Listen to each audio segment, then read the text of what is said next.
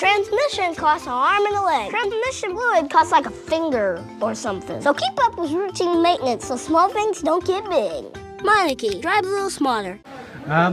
Obviously, you guys had a new look tonight. Considering everything, how do you feel like you guys played tonight? I feel like we played really well, especially with our different rotations. We were getting used to them at first, so we were a little off. But I feel like towards the end of the first game, second and third game, we were really strong.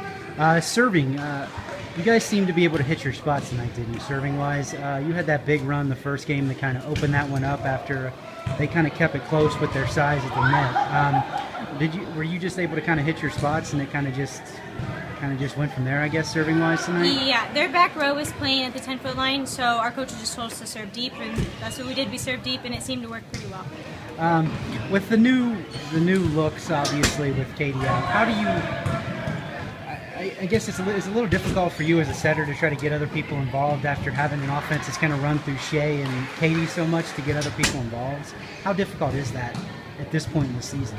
It's difficult, but I also have to learn to deal with how they hit, and they have to learn how to adjust to my sets since they're coming from JB and up to my setting going from Chloe to me. But it's also, we've been working a lot in practice. We've known since last Sunday, so the whole entire week we worked on situations, the setting, the hitting, and I feel like we're really comfortable with it now. How do you feel like Emily did coming up here for her first real major varsity time?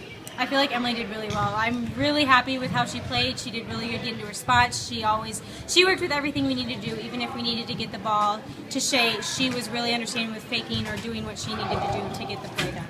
And the last thing, they seem they were able to find some success blocking against you guys, especially 5 and 21 in the middle. Was that kind of a part?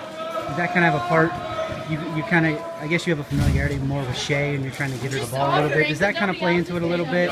Where I don't know if that's kind of how much how they blocked the net kind of affect you guys offensively at times? Because it seemed like at times you guys maybe got a little stagnant where they were able to get some blocks and kind of slow you guys down a little bit. We played them at the beginning of the season, and we know they're a good blocking team, but they've gotten immensely better throughout the season, and we just weren't prepared for that. But after learning that the first game, I feel like we adjusted really well and covered extremely well, knowing that those big blockers are there and that we need to get up and cover.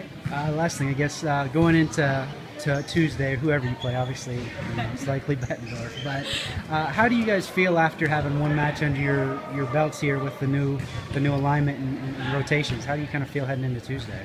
I'm pretty confident with how the lineup is. We know Bettendorf's a strong team. We lost a key hitter, so we'll have to work around that, especially with blocking. But I feel like we can come to compete, and so we can do it. All right.